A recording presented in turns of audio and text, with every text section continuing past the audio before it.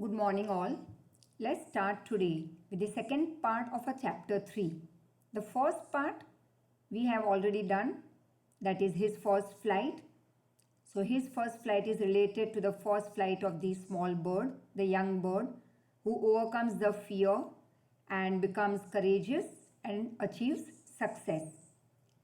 And the second part is about black aeroplane, and I would not give any introduction to this story because it's very interesting. Let's see what happens at the end of it. So, the black aeroplane. The moon was coming up in the east behind me, and stars were shining in the clear sky above me. So, you have to remember such words for your 1 marker MCQs and all, that the moon was coming up in the east behind me, stars in the clear sky above me. There wasn't a cloud in the sky, so it means the sky was clear. I was happy to be alone, high up above the sleeping countryside. Countryside, that is not a country or a nation, but when we talk about countryside in English literature, it means village side. So I was happy to be all alone above the sleeping countryside. So this man was a pilot. I was flying my old Dakota aeroplane. Now this Dakota aeroplane was first built in 1881 and the architect was Henry. And actually it's a military transport aircraft. So here the man says that I was flying my old Dakota aeroplane over France back to England. I was dreaming of my holiday and looking forward, that is dreaming about to be with my family. I looked at my watch. It was 1:30 in the morning. I should call Paris control soon, I thought. So he thought that let me call the Paris control room. As I looked down past the nose of the aeroplane, nose, that is the front narrow portion, what could I see? I saw the lights of a big city in front of me. Means he was nearing the place, a city. I switched on the radio and said, Paris control Dakota DS 088 here. Can you hear me? I am on my way to England, over. And the voice from the radio also answered me immediately. DS 088, I can hear you. You should, that is you ought to turn 12 degrees west now. DS 088, over. So the pilot was given the instruction by the control room to turn a bit, that is 12 degrees towards west. And then the connection was cut off. Now it so happened that the pilot says, I checked the map and the compass. You must be knowing the compass that shows you the direction. Then I switched over to my second and last fuel tank. So how many tanks were there? Naturally 2. And the second one, that is the last fuel tank it was that he had. And turned the Dakota 12 degrees west towards England. I will be in time for breakfast, I thought. A good big English breakfast. Everything was going so very well. It was an easy flight for the pilot. Everything was perfect. Paris was about how many kilometers now behind him? That is, he says, now it was about 150 kilometers behind me. When I saw the clouds, stormy clouds, they were huge. They looked like black mountains standing in front of me across the sky. Now all of a sudden he realizes that Paris was behind him how many kilometers? 150. And what was in front of him like big mountains? Huge stormy clouds. I knew I could not fly up and over them because that was risky and he couldn't see anything. So he couldn't jump over those black mountains, stormy winds. I knew again that I didn't have enough fuel to fly around them to the north or south.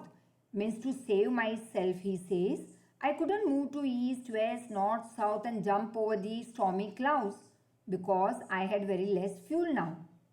I ought to go back to Paris, I thought. How many kilometers back he had already left Paris? 150. So he thought, let me go back. But actually there was another thought, that I wanted to get home. I wanted that breakfast with my family. I'll take the risk, I thought, and flew my old Dakota straight into the stormy clouds. And it so happened, inside the clouds, everything was suddenly black. It was impossible to see anything outside the aeroplane. And the old aeroplane jumped and twisted in the air. Jumped and twisted, that is, to move here and there. I looked at the compass. I couldn't believe my eyes. The compass was turning round and round and round. Means now the compass was dead. It was not working. It would not work. The other instruments were suddenly dead too. I tried the radio, that is, in the beginning of the chapter that he was talking to the control room. He tried to talk to them. Paris control, can you hear me? But no, the answer was not there. The radio was dead too. I had no radio, no compass, and I could not see where I was going. I was lost in the storm. Then in the black clouds, suddenly I saw quite near me another aeroplane. It had no lights on its wings, but I could see it flying next to me through the storm. That is, this was like a magic. There was no one, only those black clouds through which this man was flying his Dakota. And suddenly he sees that in that pitch darkness, suddenly one more plane comes near him. But yes, remember, no lights on that other plane wings. But he could see that plane flying close to him. I could see the pilot's face who was looking towards me. I was very happy to see another person in that problematic situation. He lifted one hand as if waving to me. And follow me, he was saying, follow me. He knows that I am lost, I thought. Now when that man told him, after waving, that follow me, I clearly understood that he must be knowing that I am lost in this weather. He is trying to help me, I think so. He turned his aeroplane slowly to the north, in front of my Dakota. So he was guiding me. He was in front of me, so that it would be easier for me to follow him. I was very happy to go behind that strange aeroplane like an obedient child. So just because, see, when we are very much in risk or problem and all, and there is no, you can say, way to come out of it, and if someone comes and gives you some suggestion, naturally, we will start following it, that at least there's a hope that we might come out of that problem. Same with this pilot. After half an hour, the strange black aeroplane was still there in front of me in the clouds. Now there was only enough fuel in the old Dakota's last tank to fly for 5 to 10 minutes more. तो अब कितना fuel बचा था? 5-10 minute तक ये plane उड़ सके उतना ही.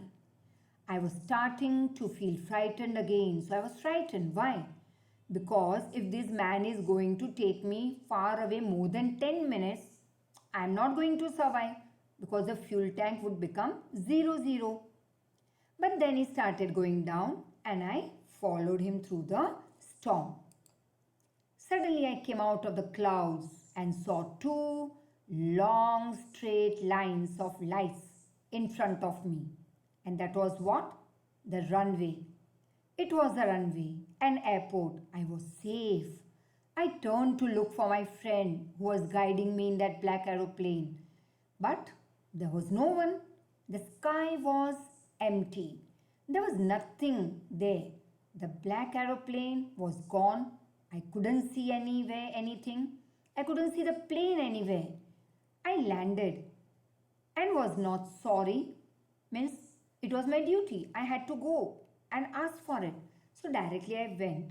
That is, I walked away from that old Dakota near the control tower. I went and asked a woman in the control center where I was and who the other pilot was, I wanted to tell him thank you. But this lady was over surprised. She looked at me very weirdly, that is strangely, or maybe there was a question mark on her face. And then suddenly she laughed. Another aeroplane? Up there in this storm, that is in this wild storm, do you think there was any other aeroplane? No other aeroplanes were flying tonight, sir. Yours was the only one I could see on the radar. So, who helped me to arrive there safely without a compass or a radio and without any more fuel in my tanks? This was a big question that was in his mind. Who was the pilot on the strange black aeroplane flying in the storm without lights? It still remains a question for that pilot. So wasn't it interesting? Very soon your worksheet will follow. Please go through it and learn it and jot it down in your notebook. Thank you so much.